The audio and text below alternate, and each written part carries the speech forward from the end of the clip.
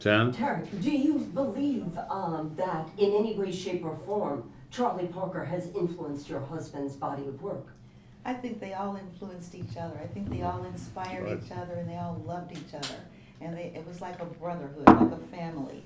So it's like one sister is gonna learn from the brother, and the brother's gonna learn from the other brother. It's just a continuum of love and affection, respect and admiration. Yes.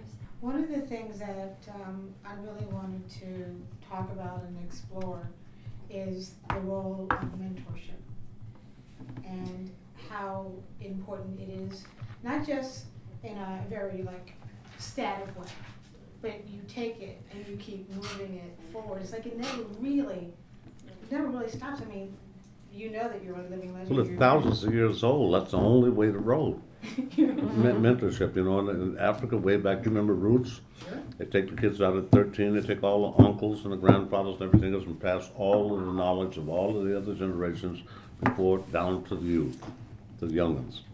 And that's the way it should roll. That's the way it should be. And how has that impacted your growth as a musician and a future mentor as well? Did you adjust Doesn't. Yeah.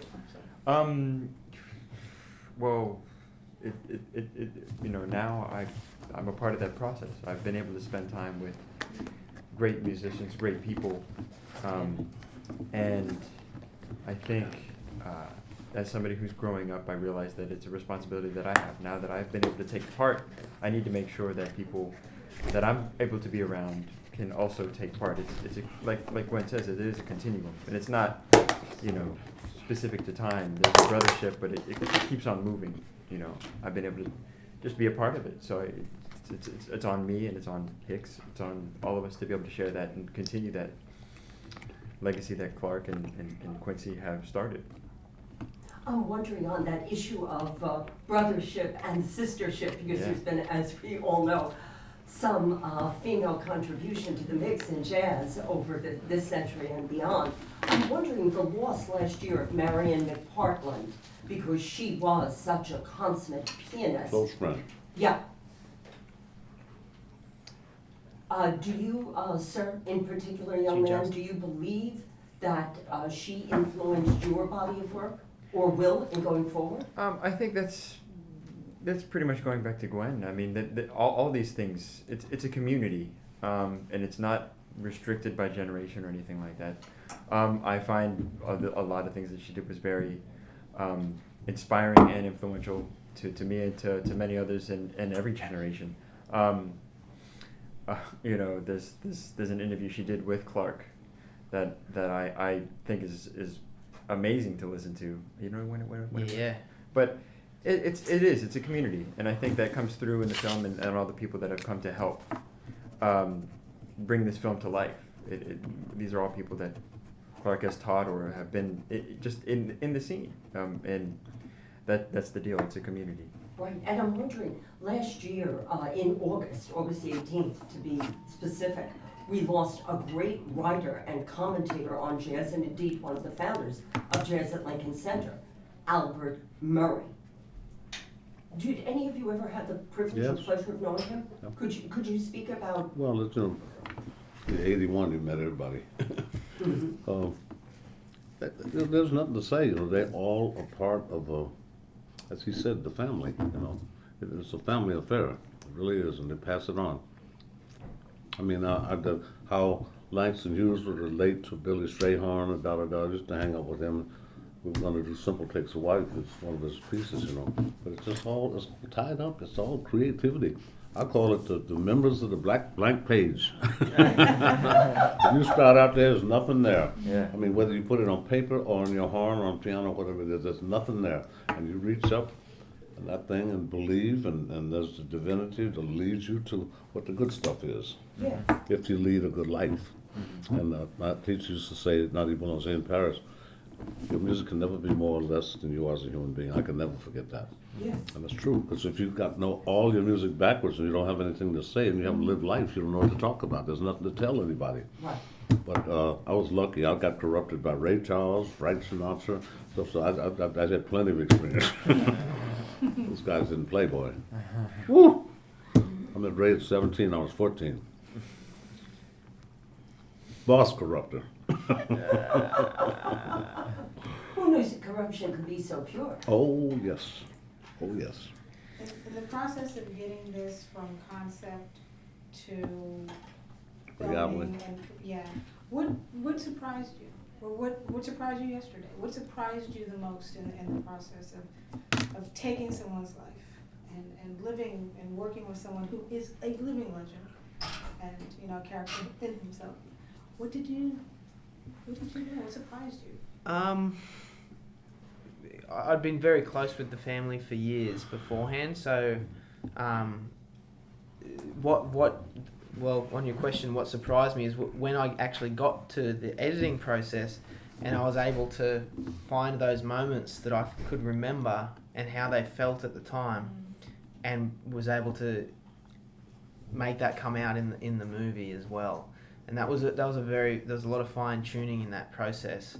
But I'm so glad that I was around for the editing part of it, because some of the few things that you see in the movie where it gets very dramatic and Clark's giving some serious advice and wisdom, that's Clark.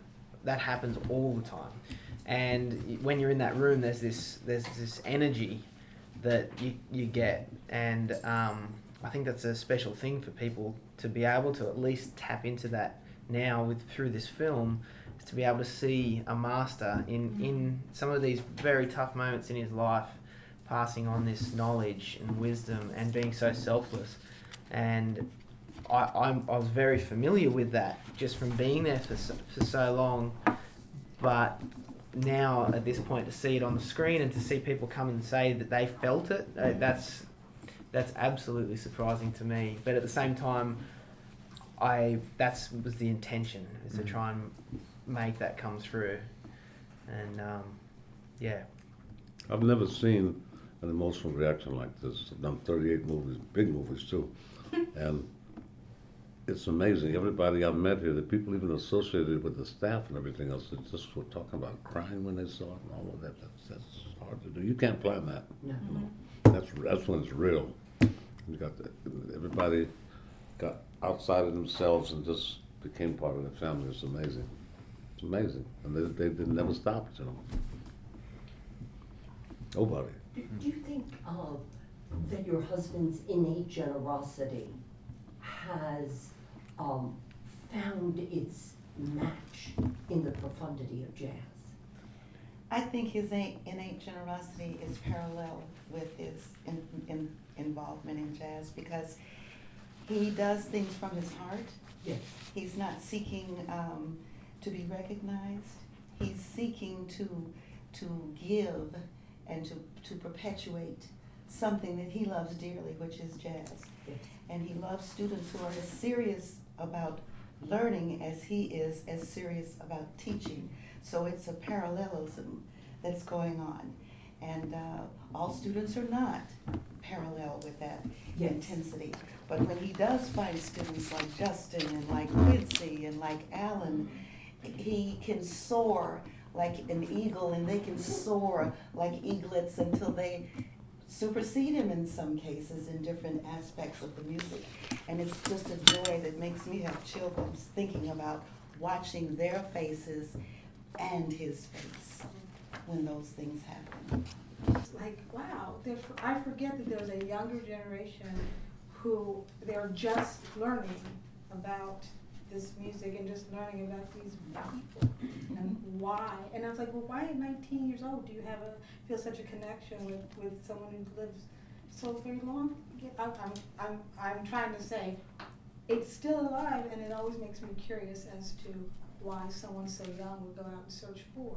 Well, I can tell you, with me, I didn't know anything about jazz. I'd never heard of Clark, never seen his name, never heard him play when we were introduced to each other in 1990.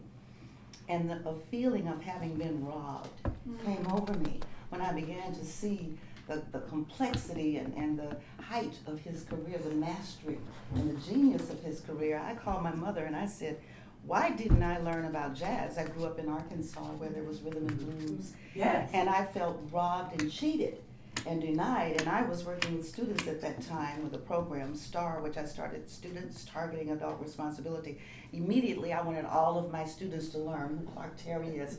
I'm meeting all these people, Joe Williams, Ella Fitzgerald, Right. and Sarah Vaughan. I've never even heard them sing, you know. And I wanted everybody to know, and I think that's what Alan is doing in this film. He wanted more people to know about Clark and his love and what he has done, because he's so low-key in a way, until the doors close and he's telling nasty Rabbit. jokes. Low-key. But I felt robbed, and I think Fred? when you find out, you want to just research all this, oh, there's this world of music. And that's probably what your young students are looking at. They want to learn their history. And that's what Quincy was trying to do, and still will, I'm sure, do with Snoop and the generation of Clark. You know, matching things that have already begun a long time ago with things that are today. So you became like a jazz Oh, evangelist, I was as it were. totally, Yeah. and wanted to help Clark with his book. I immediately said, "Where's your book?" And he was very masculine and very, whatever word you want to choose, but very proud and kind of distant. You know, he said he fell in love with me as I did with him, but yet he had this don't want to let you know too much attitude. And I was like, "Well, you must have a book. I want my students to know." Well, I have that covered. And through 5 writers, attempts to get with different writers, it ended up that I kept taking notes and everything. We worked and got his autobiography together. But that's why I wanted everybody to know, not only about Clark, but I had never heard Ella Fitzgerald sing. And Clark did a tribute with Norman Granz being the music director, my first time coming to New York. And I'm seeing Ella Fitzgerald on the stage, and she says, they've done this beautiful tribute to her, and she says, "Give me a mic." And they give her a hand mic. She said, "Clark, come out here. Joe, come out here." And they start singing, and I'm just in the audience with tears just streaming down my face, wondering why, you know, at this late time in my life did I never even know anything about them. Well, as Sarah Vaughan said, I didn't know what time it was till I met you. That's it. And there you are. That sums it up. Thank you. My pleasure. When is your birthday, by the way? July One more 23rd. question. Well, I'll keep a good thought. One more question. One more question. I have to bring Frank West into the room because he was such a huge part. Who's that? Frank West. Oh, God, yes. Yeah. I Would you talked to say him just anything before he about him? died, you know. Did you? I did not know Yeah. that. Well, I'll go back to the beginning, him and Frank Foster. Frank Foster's in the Army. Right. Jesus. Any, They're amazing musicians. But I mean, those were the standards back then. I remember days when Basie was playing next door at Birdland, or Charlie Parker was next door at Birdland with Bud Powell, yes. all those guys, Kenny Dorn, and we were there with Alan Hampton. Bird would come next door and get a tenor sax and sit in the 4th tenor part that just practices reading. And he's starring next door. And Morris Levy was going crazy. Oscar was his name, the guy. Oh, anyway, he used to run Birdland. And he couldn't figure out where Bird was. Bird was next door playing 4th tenor with Ham, just playing parts, you know. right.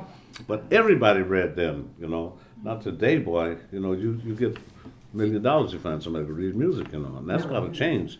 And we got the people, our group, I think, is going to change it, you know, because they are, without a doubt, the greatest young musicians on the planet. I have no question about it. And they're from all over the world. So you're really advancing. Oh, Mr. Jones, no, to sum it up, we on it, honey. Jazz literacy in terms of Absolutely, the technique, the chant. especially in this country, because we have no minister of culture, and they don't know a damn thing about their music. Every country in the world knows more about our music than we do. We wouldn't have jazz if it wasn't for the French, during slavery in Congo Square and in France. I lived in Paris for 5 years, you know. We wouldn't have it. But Russia, Germany, Sweden, please, man, they know more about our music than we do. Japan knows more about it than we do. Are you available for that What? posting? Are you available for that posting, Minister of Of Culture? course. Oh, hell no, I don't want the job. I got too much to do already. No, I don't want the But you job. must know somebody who you think would be Oh, on the yeah, we short can find a list. lot of people can do it, but they need the position to be filled and financed. That's the thing, you know. And yeah, I remember Bill Ferris was in there. We got John Halsey and Billington at the Library of Congress and all that. But it's sad because the American kids don't know who they are. Can I- Only country in the world without a minister of culture. Only country. Okay. Can I ask about, real quick, the jazz guitarist that you're working with, Andreas, is it Vardy? Vardy. Vardy. Yeah, he's You're- Slovakian. Slovakian. Gypsy. Is it, oh, really? Oh, yeah, like Django Reinhardt, you know. Gypsy. He was playing like George Benson when he was 10 years old. And he's just Ridiculous, retired. isn't he, Justin? Yeah, absolutely. All of them are ridiculous. I mean, I've never heard a bunch of young people like this in my Yeah, life. people were buzzing about And they that. go all over the planet, and it's just, we get Esperanza Spalding with us, and Mhm. Patty, and Saida, and all the little ones and stuff, and we kid about a little, Emily, I call her Lady Flea's knees. I said, right now I'd like you to be very delicate, because I've got an aging member of the group here I'd like to bring out, you know, and I'm gonna get this little girl. Well, she stands behind me and pulls my coat. I said, what, I'm talking, be quiet. Then she whispered in my ear, I said, oh God, she wants all the girls to sing Girl from Ipanema. I got 6 daughters, what can I do? No, it's so much fun, honey, I'm telling you, it's just such a blessing to be at this stage of life and have this happen, you know, it's just amazing. No planning, no, nothing. Thank you guys, I really Thank you. appreciate it. Yeah, thanks. Keep swinging. Cheers. On. Thank you, baby. Thank you. Who you with?